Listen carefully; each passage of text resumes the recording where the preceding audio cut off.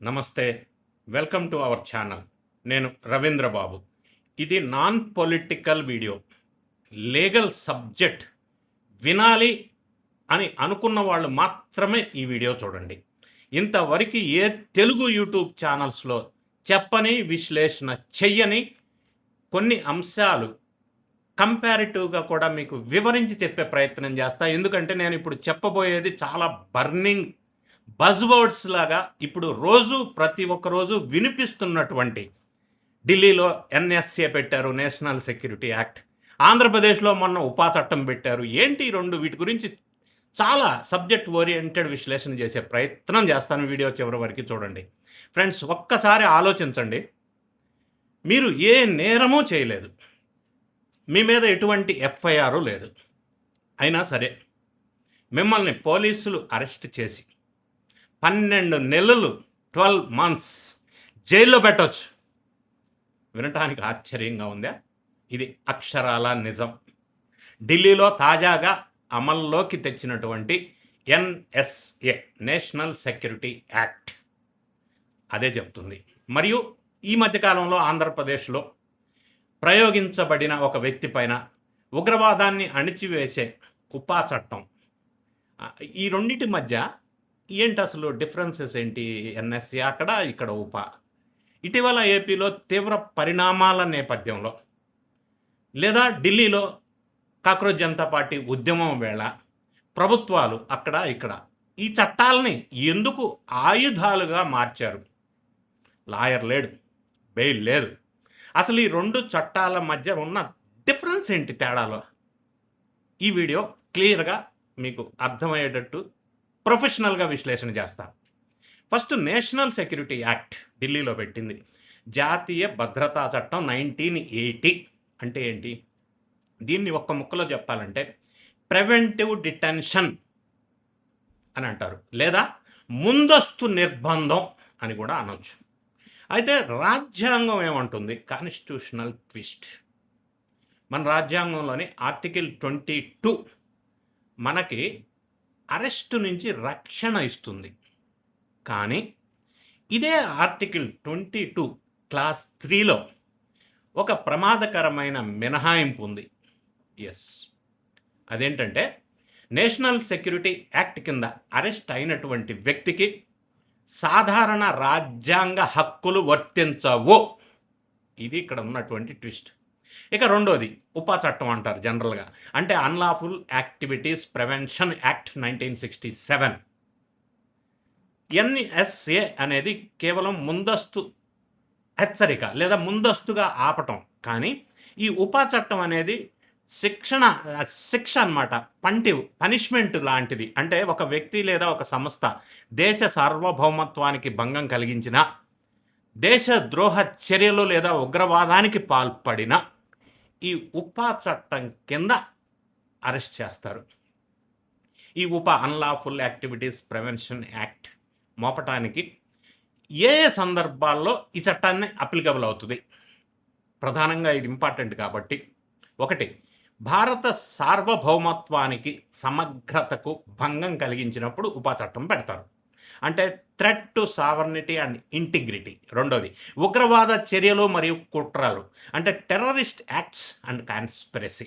మూడోది, విదేశీ లేదా చట్ట విరుద్ధ సంస్థల నుంచి నిధులు పొందటం, terror funding and illegal foreign funds.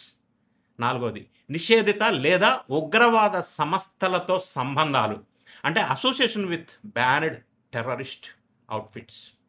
Next ఇంకొక, దేశద్రోహపూరిత ప్రచారం మరియు అసమ్మతిని రెచ్చగొట్టడం, ఇన్సైటింగ్ డిస్సాటిస్ఫాక్షన్ అగెన్స్ట్ ఇండియా.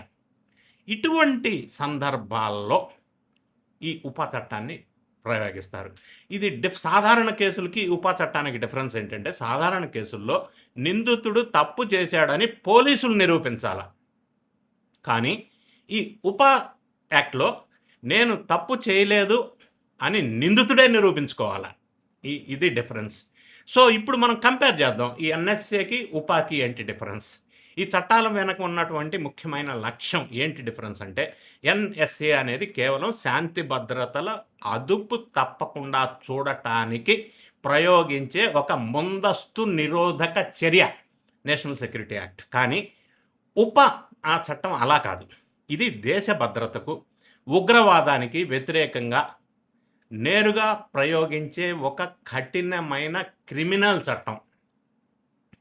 రెండో పాయింట్ ఏంటంటే ఎఫ్ఐఆర్ నమోదు ప్రక్రియ ఎలా ఉంటుందంటే ఈ రెండిట్లో నేషనల్ సెక్యూరిటీ యాక్ట్ కింద ఒక వ్యక్తిని అరెస్ట్ చేయటానికి పోలీసులకు ఎటువంటి ఎఫ్ఐఆర్ నమోదు చేయవలసిన అవసరం లేదు. కేవలం అనుమానం ఉంటే చాలు. కానీ ఈ ఉపా చట్టం కింద కేసు పెట్టాలంటే మాత్రం తప్పనిసరిగా ఎఫ్ఐఆర్ నమోదు చేసి సాధారణ కేసులాగే పరిశోధన ప్రారంభించాలి. ఇక మూడో డిఫరెన్స్ చూద్దాం, న్యాయవాదిని పెట్టుకునే హక్కు. ఈ విషయంలో రెండింటి మధ్య ఎలా ఉంది. నేషనల్ సెక్యూరిటీ యాక్ట్ కింద అరెస్ట్ అయిన వ్యక్తికి ప్రారంభంలో లాయర్ని పెట్టుకుని కోర్టుకు వెళ్ళే అవకాశం చాలా పరిమితంగా ఉంటుంది, అంటే లిమిటెడ్ అవకాశం ఉంది. అదే ఈ ఉపా కేసు చట్టంలో అయితే నిందితుడికి మొదటి నుంచి కూడా న్యాయవాదిని పెట్టుకునేటువంటి చట్టబద్ధమైన హక్కు ఉంటుంది ఇక్కడ ఉపలో. నెక్స్ట్ డిఫరెన్స్, జైల్లో ఉంచే సమయం మరియు ఛార్జ్షీట్. వీటిల్లో డిఫరెన్స్ చూసినట్టయితే నేషనల్ సెక్యూరిటీ యాక్ట్ విషయంలో పోలీసులకు అసలు ఛార్జ్షీటు వేసే అవసరమే లేదు. ఎటువంటి విచారణ లేకుండానే మ్యాక్సిమం 12 days నుంచి 12 months వరకు జైల్లో ఉంచవచ్చు. అదే ఉపా కేసులు అయితే పోలీసులు ఖచ్చితంగా 180 daysలోగా ఛార్జ్షీట్ కోర్టులో సమర్పించాలి. ఇది డిఫరెన్స్. మరి ఇక్కడ యంత్రాంగం విచారణలో డిఫరెన్స్ ఏంటంటే నేషనల్ సెక్యూరిటీ యాక్ట్ కింద అరెస్ట్ అయిన వ్యక్తికి సాధారణ కోర్టు విచారణలు ఉండవు. హైకోర్టు జడ్జీలతో కూడినటువంటి ప్రత్యేక అడ్వైజరీ బోర్డు మాత్రమే ఈ అరెస్టును సమీక్షిస్తుంది ఎన్ఎస్ఏలో. కానీ ఈ ఉపా కేసుల్ని ప్రత్యేకంగా ఏర్పాటు చేసినటువంటి ఉపా స్పెషల్ కోర్టులు విచారిస్తాయి ఈ ఉపా కేసుల కింద ఉన్నటువంటి కేసులు. సో సాధారణ శాంతి భద్రతలు అంటే పబ్లిక్ ఆర్డర్ సమస్యలకు మోపే చట్టం ఎన్ఎస్ఏ, నేషనల్ సెక్యూరిటీ యాక్ట్. దేశ సార్వభౌమత్వానికి, ఉగ్రవాదానికి, దేశ విచ్ఛిన్నకర శక్తులకు వ్యతిరేకంగా మోపే కఠినమైన క్రిమినల్ చట్టం ఉపా, అన్లాఫుల్ యాక్టివిటీస్ ప్రివెన్షన్ యాక్ట్. ఇది రెండింటి మధ్య డిఫరెన్స్.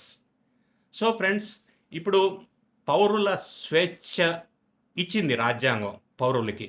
కానీ సమాజ భద్రత ప్రమాదంలో పడినప్పుడు ఇలాంటి కఠినమైన చట్టాలను ఆశ్రయించటం అనేది ప్రభుత్వాలకు అనివార్యమవుతుంది. అంటే తప్పనిసరి పరిస్థితి వస్తూ ఉంది, ఈ చట్టాలు పెట్టవలసి వస్తుంది. అయితే ఇవి నిజమైన భద్రత కోసమా లేక రాజకీయ కక్ష సాధింపుల కోసమా అనేది ఎప్పటికీ కూడా బిగ్ క్వశ్చన్.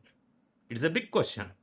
అది ఎలా ప్రభుత్వం అనుకుంటే అలా చేయగలుగుతుందని ఒక విమర్శ కూడా ఉంది. అంటే నేను అటువంటి పొలిటికల్ యాంగిల్లోకి వెళ్లకుండా ఇటీవల కాలంలో వినిపించినటువంటి ఢిల్లీలో నేషనల్ సెక్యూరిటీ యాక్ట్ ఎన్ఎస్ఏ పెట్టారు, గతంలో ఆంధ్రప్రదేశ్లో ఇటీవల ఉపా చట్టం పెట్టారు. ఈ పదాలు వినిపిస్తున్న నేపథ్యంలో ఈ రెండింటిని మీకు విశ్లేషణ చేసి డిఫరెన్స్ని తెలియజేసే ప్రయత్నం చేశాను. ఈ వీడియో మీద మీ కామెంట్ని కామెంట్ రూపంలో తెలియజేయండి. వీడియో నచ్చినట్టయితే లైక్ బటన్ నొక్కండి, మీ ఫ్రెండ్స్కి షేర్ చేయండి. Thank you so much for watching.